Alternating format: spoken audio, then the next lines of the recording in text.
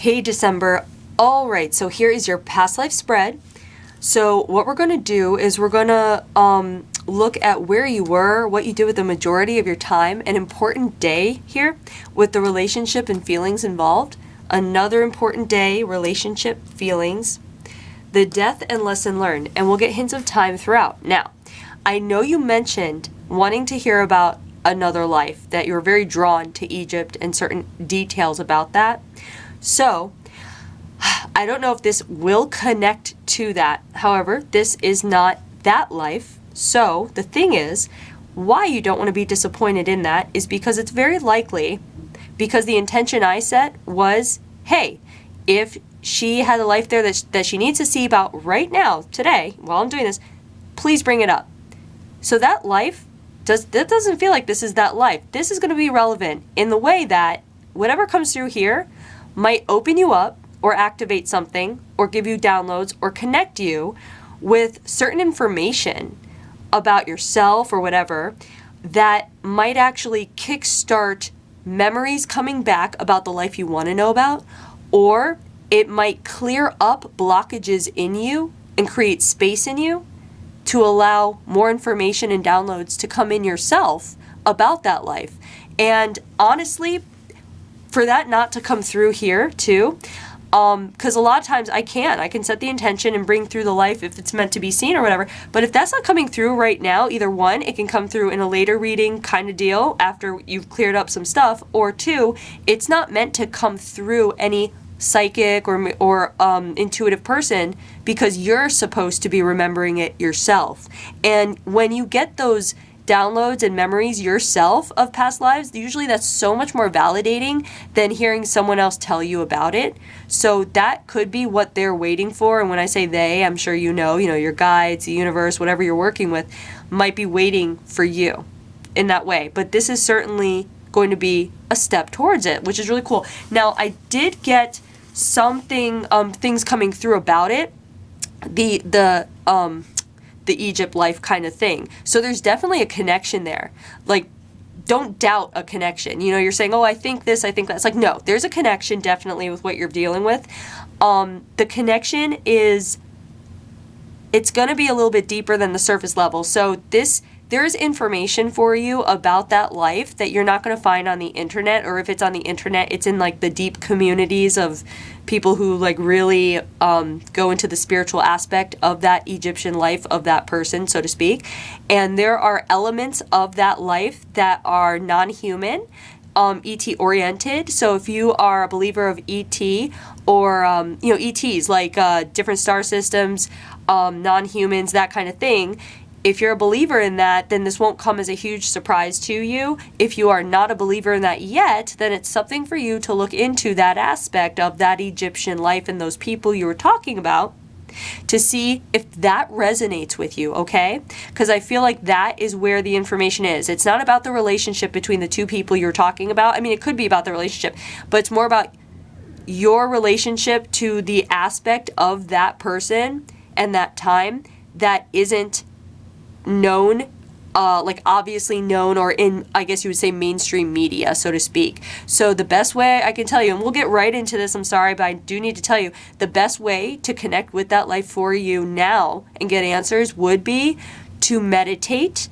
Go into your meditation with the intention of connecting with information about that time, almost like you want to intentionally set the intent. You want to set the intention to connect with that aspect of you, because in the multiverse, what's happening is time is an illusion. So while you, December, are looking at this and you're listening to me now and you're here and focused on this timeline, that aspect of you and the Egyptian aspect of you is still going on right now. It's all happening at the same time. So you are able to tap into that through meditation. And I would encourage you to do that after you hear this, because this might open you up. So let's just see what's going on here, because I haven't really focused in on this yet, but just a few feelings. So let's see what's going on, all right? Okay, so how this is going to work is I'm just going to relay to you images and impressions that are coming through, and your job is going to be to try to make connections where you can based off of what comes through here in your current life, all right? So let's start.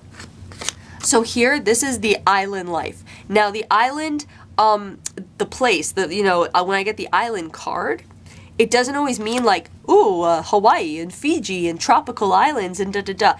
That's not what this feels like either. So this feels like it's an island that is not so much thought of as like a typical tropical island type of feel. Okay, so I'm trying to get what's going on here. It's okay. Okay, so it feels like this island is a place where you have chosen to dedicate your life to. This does not feel like you were born here, but it feels like it's being shown as your place of living because you chose to go there as almost like an experiment, as almost like, it's almost like you're pulling yourself out of society in order to go to this place to do some kind of research.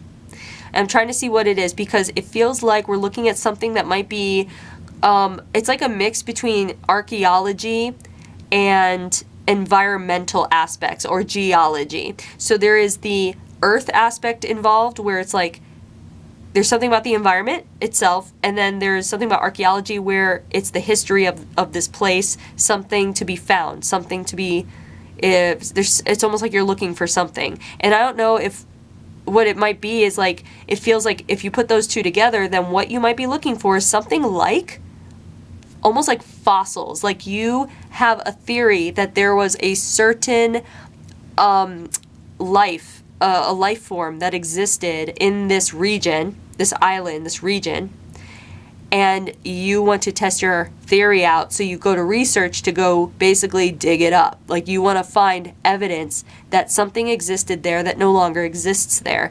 It could be a plant. It feels like it's more like an animal. It feels like we're looking at something like we're looking for like an ancient thing that might be almost like dinosaur-ish.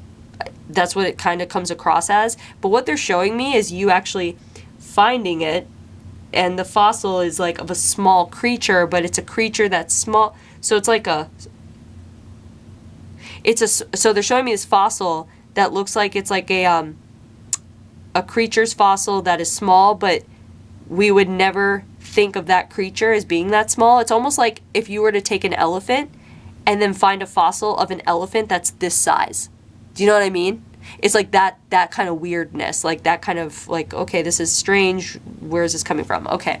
So right now, any connections you could be making, for example, could be one, if you like researching, if you can get into research modes where you get obsessive about something and you just dig, and it's so interesting and you get lost in the research. Two, if you have a scientific mind in the sense of hypothesizing, coming up with theories, maybe you love that show like Ancient Aliens, you know, like where it's like they have all these amazing theories with evidence backing it up. It's like also the kind of thing like, oh, you're never gonna know because you're not there. This is just the evidence we have, right? Like that kind of thing. So we're actually looking at, like, if you like Indiana Jones, if you like treasure hunts, if you like that whole like mystery thing, like if that gets you going, that would be a connection, because that's what it feels like here. Like, and this aspect is a male aspect. So in your current life, if you find that you are balancing masculine, feminine energies in this life, if you are a tomboy, if you do have masculine traits, masculine, whatever that means, you know what I mean? Like more, I guess, aggressive or outgoing. It doesn't mean bad or anything. It's just, you know, what we consider more masculine traits. That kind of thing. So if you're playing with your masculine energy in this lifetime, it's because it's just a residual. It's showing you where it comes from, that there's a masculine aspect of you here coming through that might be playing out in your current life. On the other hand, there would be also an opposite connection. So we can make direct connections, opposite connections, right? So the opposite connection would be if you came into this life and you are just like super girly, because we're looking at a masculine aspect. So sometimes when the masculine comes through, it's showcasing that to show you that there is a flip coin to what you're going through now, which might be very girly, feminine energies, the goddess energies. Again, it could be that you're learning how to balance them out. So if you're finding that you are going through a balancing of your energies, it's just coming up for that reason, to show you like, oh, this is what's coming from. You could also make a connection in the sense of, hold on, unconventionality. Okay, so this guy basically, like, let's say he's part of, this aspect of you is part of a society of scientists, like a geology, archaeology kind of like a society, you know, old boys club kind of thing. He's putting himself outside of it to pursue his truth.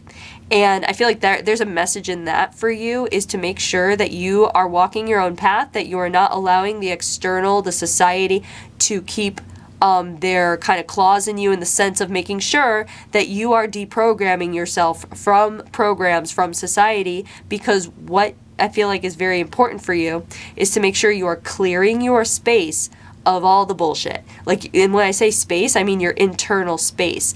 Making sure that you are checking in with yourself and making sure that all the beliefs that you are holding on to right now are ones that you have placed in there yourself, that you truly believe, that are not taught or learned from your childhood, that, you know, that kind of thing. Just check in with yourself every week to make sure, you know, when things come up and trigger you, check in with yourself and be like, why am I triggered? You know, what belief is causing me to feel anger at this, or to feel unjustified at this, or to feel, you know, like I should, you know, like a lot of women are people pleasers because we're taught that. That's not what we want to do. You know, like we're nurturers, but we're not people pleasers by nature. Like we want to nurture, but we don't want to just bend over backwards and give everyone what they want. You know what I mean? So just make sure that you are playing out your role in a way that you have defined. Make sure you are defining your role as a person in this timeline as you want to express yourself. I feel like that's very important, because when you do that, you are clearing space to allow the more authentic, true, deep connection, information downloads to come through and fill you. That's where the memories come in. That's where the remembering of who you are and your power comes in. If that makes sense. So keep that in mind. I feel like that's coming through for a reason. This can also speak to isolation. The idea of you going to an island, and even though you it feels like are successful there is the aspect of isolating yourself, and there is the aspect of your mind here. It feels like the mind kind of like going a little bit because being alone does things to us. So you are alone here. It feels like at least many months to a year, at least you're alone here on this island. More or less. I feel like there's people that come drop off food, resources, blah, blah, blah, but more or less alone. So you're struggling with almost like the role that you have, your identity, because there's no longer anyone to like support you in that sense. Like there's no human contact or like that society to kind of like bounce off of and maintain a certain like kind of existence or a role. So you're having to, again, here it is, redefine your role of who you are in this place when you're isolated. And there's something about that where when you go off by yourself, it's kind of like what's coming to mind is the Native Americans. Some of them is like you go off on your quest, and you don't come back until you have a vision. And that's what it feels like. It's like he went off on his quest and he had a vision. You know, it's like it's redefining who you are and what works for you as you're changing and growing, allowing yourself to change and grow. So that's coming through for a reason, as far as making sure you are shedding any shame or guilt when it comes to changing, especially if you're in a relationship, because a lot of times when we're in a relationship, we get with someone and, you know, people get with each other because they like what they see. But, you know, the only thing that stays the same is change.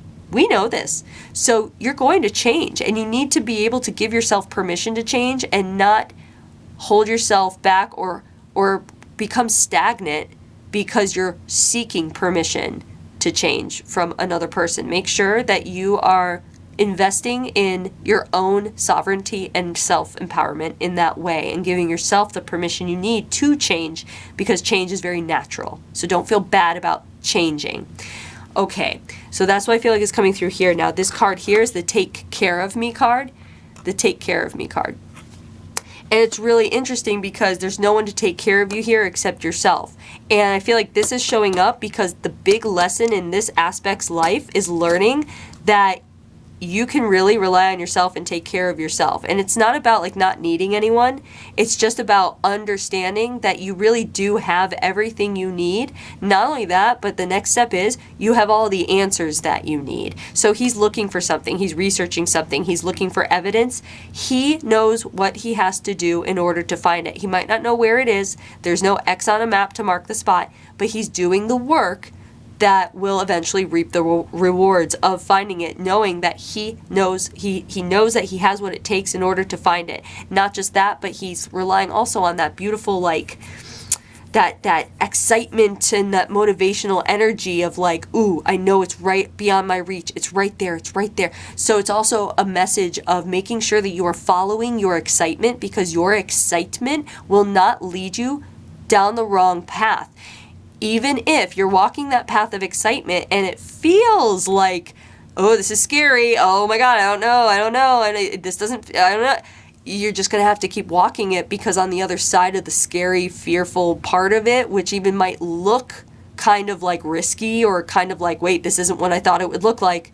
On the other side of that, that's where all that the gold is. That's where the treasure is. So just push through the fear to get to that other side, making sure you keep expanding in your work and who you are. Just make sure, also know that, it might be uncomfortable. And a lot of times we stay in the same situation because we like comfort and familiarity as humans, and that's okay. But this, I feel like, is coming through to there. I don't know what's going on in your life, but there's something coming through here, just wanting to make sure that you are pushing yourself through a uncomfortableness as you embark on something new, let's say. Kind of like, the idea of becoming comfortable with being uncomfortable. And when you're able to sit in any uncomfortable feelings as you grow and change and make decisions, expand, go down your path, if you're able to do that, that's icing on the cake, because most people cannot get to that place where they're comfortable being uncomfortable in order to grow, expand, and get to the other side of uncomfortableness, which is, to me, it's nirvana, So keep that in mind. Keep making connections where you can. It's funny because usually this card, it's someone is being taken care of, and here it's about learning to take care of yourself in the sense of redefining who you are and being true to yourself. So keep that in mind. We're going to the first important day here. So this is the trauma card. So usually it's something traumatic is happening. This is the karmic card. And this is the pity card. So what's really interesting is with the trauma card, a lot of times it's about other people, or there are people involved and you're witnessing a trauma, or you're going through a trauma, so that kind of thing. But in this sense, it feels like this is a very volatile day, where it's like this is the day that you kind of go crazy. It feels like you go crazy. And then it feels like in the craziness, not just because of the isolation, it's also because you're not finding what you want, at least in the times that you wanted to find it. So it feels like time is running out. It feels like you're being pushed. It feels like you're being a failure. It feels like, or you're going to fail. It feels like all these things are affecting you and you're going crazy. And finally, on this day, you give it up to God. That phrase, giving it up to God, that's what you do. Literally, the image they're showing me is this guy just like on his freaking knees, just throwing his hands up like, I freaking give up whatever you want. Just do whatever you want. I'm done. And it's so funny because in those moments, I don't know if you've had a moment like this in your life yet, but probably, where it's like you want something so bad and then it's like it's not happening, and you're like, I can't do this anymore to myself. It's emotionally draining. It's affecting me and even my loved ones, whatever. I just can't do it anymore. I cannot focus on this anymore. Screw it. And then when you let it go, all of a sudden you get what you want. Have you ever had that? Isn't that crazy? There is something about surrender. There is something about surrender that is so magnificent when you can surrender to the universe to provide what you need, to give you the answers, whatever it may be. It might not be what it looks like you want it to look like, or it might not sound like what you want it to sound like, so to speak. You might not be getting the information in a way that you think you would get the information, if that makes sense. But in that surrender, you will get the answers. And you just have to have faith and trust in that. And that's a big key here. So I feel like the biggest message here for you is to learn the beauty in surrendering, because it's very vulnerable to come to a place in your own mind where you just let it go. You finally come to a place where you're like, I'm done. And then once you do that, that's where the magic is. And it's like you have to get to that place in order to get there. You know what I mean? It's like you build yourself up to that place where it's like, I can't do it. It's crazy. Now, it doesn't mean that to surrender, you have to get to a place in your mind where you go crazy or where you're just like exhausted, or you don't have to do that. It happens for a lot of people that way because they're not in tune and in touch with themselves to allow the surrender to happen constantly on a daily basis, remembering I can trust the universe, I can trust the powers that be, whatever it may be, that I'm on the path and they have my back and it's really hard for a lot of us to trust that, especially because we can't see it, can't feel it, that kind of thing.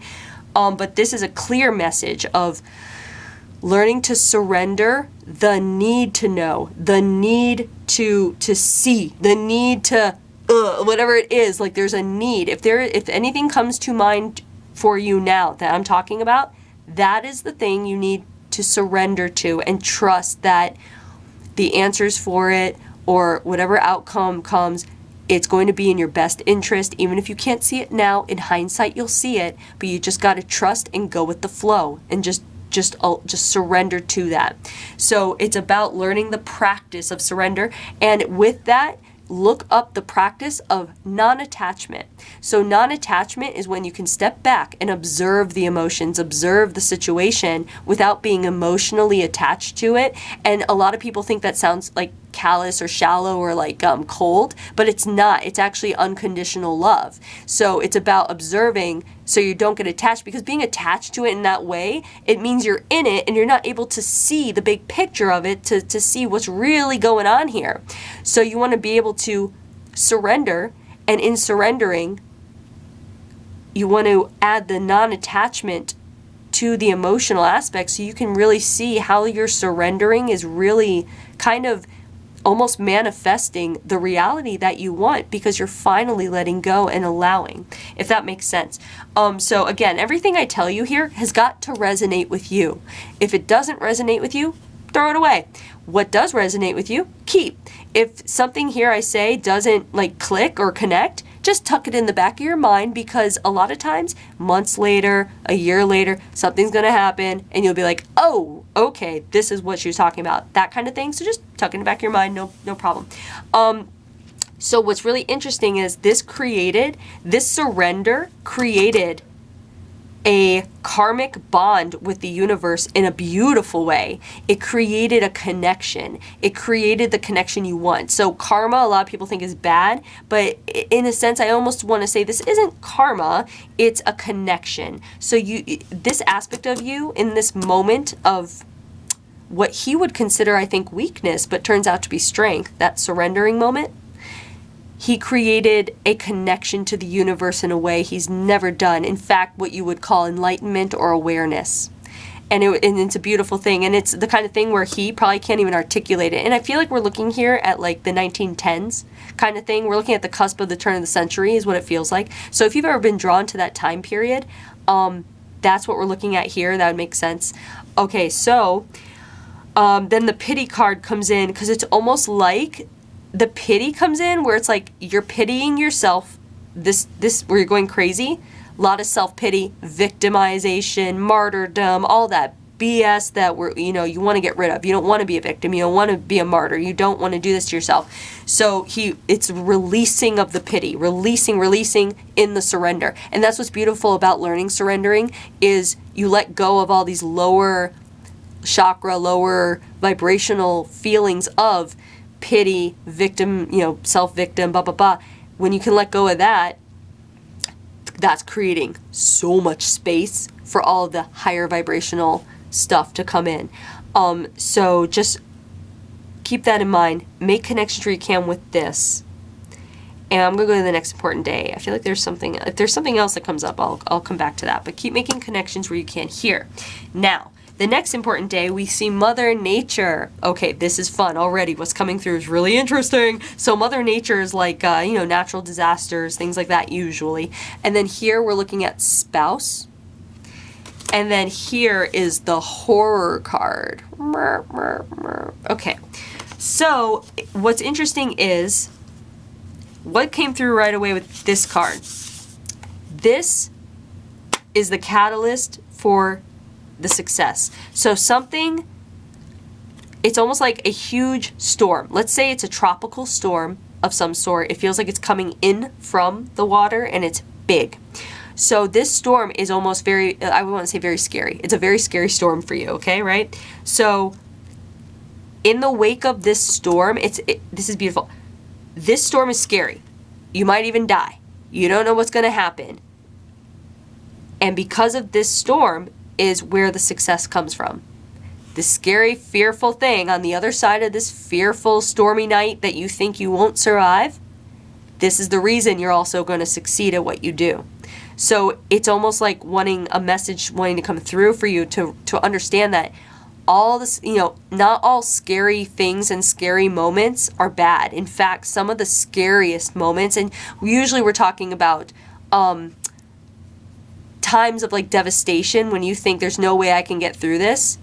On the other side of that is where it's going to be so many rewards, so much growth. So keep in mind. So anyways, so we have this. Now what's really interesting is the spouse card. So the spouse card to me, it's a weird thing because they try to give me messages in certain ways. Like this does not mean marriage. This does not mean your spouse. What it is indicating is the energy of the relationship. So when you think of marriage or a spouse, you think of the marriage, right? So there's a marriage there. What are we looking at here? We're looking at your marriage, your commitment to what you committed to. So your commitment to your goal here and your research and this is your love, this is your relationship, this is your marriage, this is what you hold dear, this is where you put all your attention to. So that's why they're giving me the spouse card, because this is all wrapped up in the same thing, because it's like your marriage to what you're doing here. I want to say, what's the word? It's your,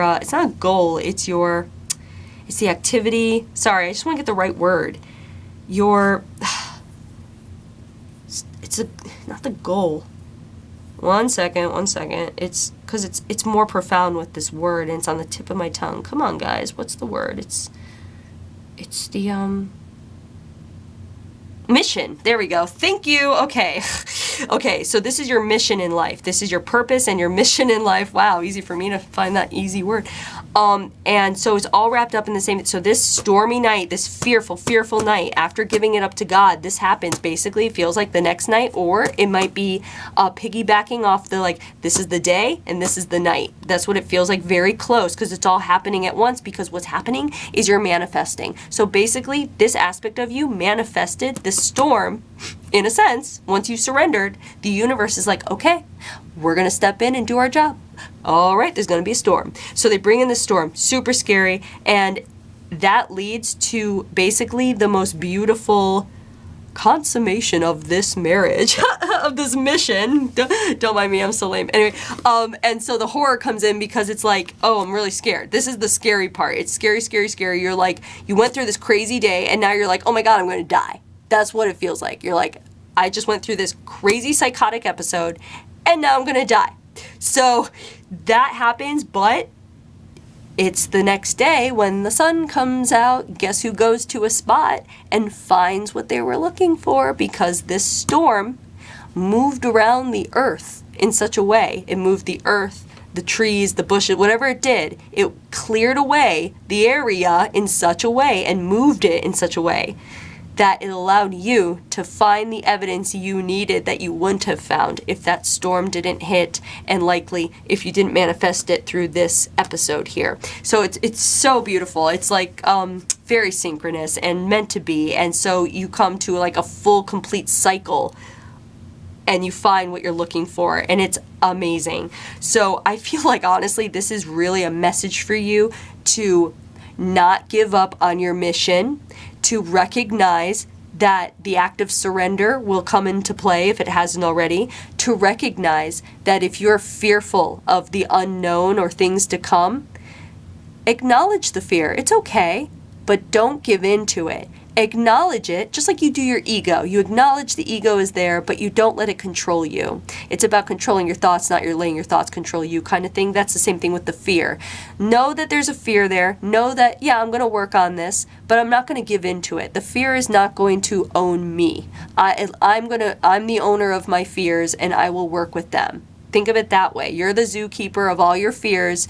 They're in cages. You've got the keys. You know they're there. Sometimes you feed them. It's like, just don't feed them too much so they don't get bigger. That kind of thing. And then you learn to train them, right? You learn to train your fears so that they actually become friends, and you become friends with your fears, and you learn how to handle them better. Just like the zoo, these animals, you build a relationship with your fears, and then they become your friends. So think of it that way.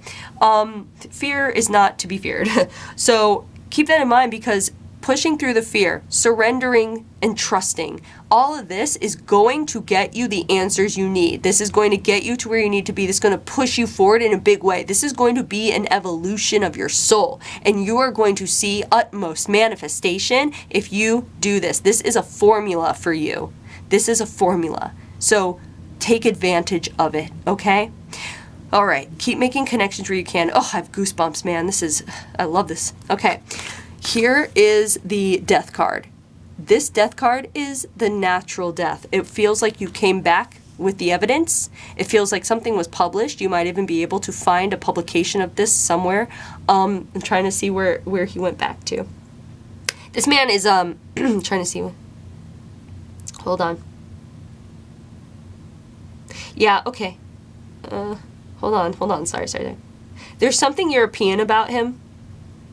There's something kind of Mediterranean about him. So I wouldn't say it's like an American if you're looking for a publication on this unique thing that was found on an island.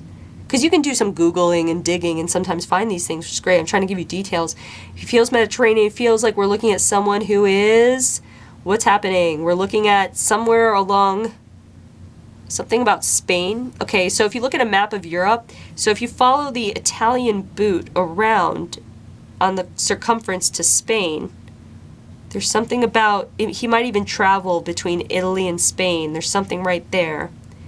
But if any, it feels like there's something right there. I know that might not be helpful, but that's what I'm getting. And it could be that he lives somewhere and then works somewhere, or he travels. Like that society thing I talked about might be, let's say it's a society, a geological society in Italy. Wait. Yeah.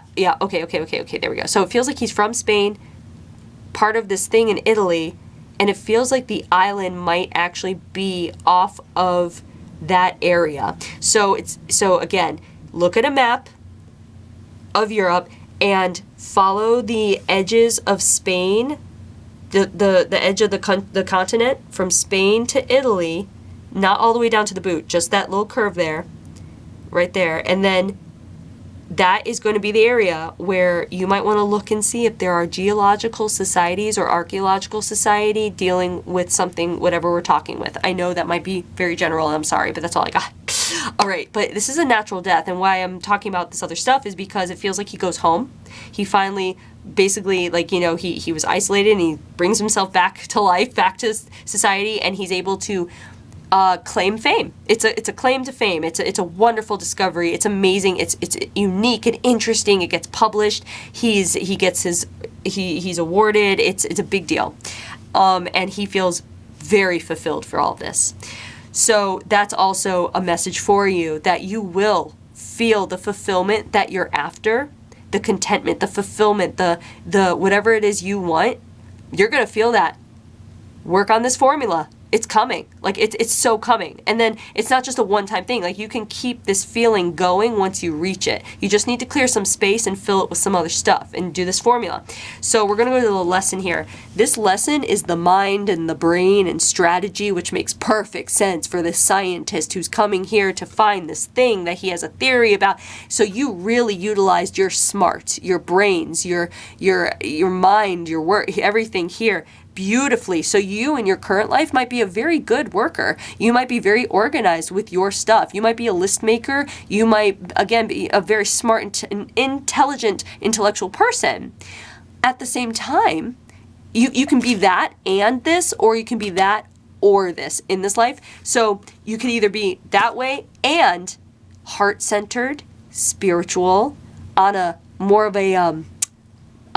a mystical mission in this life, more of a self-growth, self-evolutionary kind of thing in this life that this man only kind of achieved out of, like, necessity and whatever you want to say it here. Like, the only reason he reached that state of awareness or enlightenment or manifestation is because it was like not intended. It was just he worked himself into such a fervor that it happened. Whereas in this life, you have more control. You're able to know what's going on in your body and your mind and have intent, learn intention, manifestation, things like that.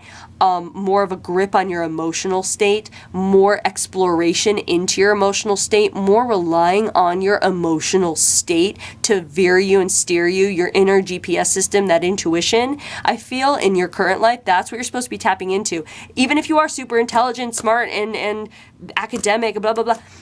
I feel like there's a lot having to do with more about learning this time around, learning how to communicate with and also learn your inner, what I call GPS system, your emotional state inside, because that's going to show you where you need to go on your path, really. That's your intuition. So keep that in mind. And on the other hand, it could be that you're solely invested in this emotional mission kind of thing, that you might have been like, oh, I hate school, I'm not into school, and that could be a reality too, because in this life, it was all about your mind, brain, science, that your soul decided, enough of that. I want to come in here and I want to cry and laugh and feel angry and feel happy and play with these emotions and learn how to tap into my intuition and you know what I mean? So see how that fits with you as far as this card and the lesson.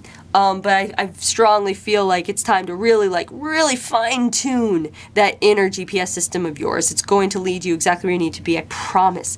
So anyway, remember the formula, other things. I hope you enjoyed your past life reading. I hope you're able to make some connections here, and thanks for letting me read you.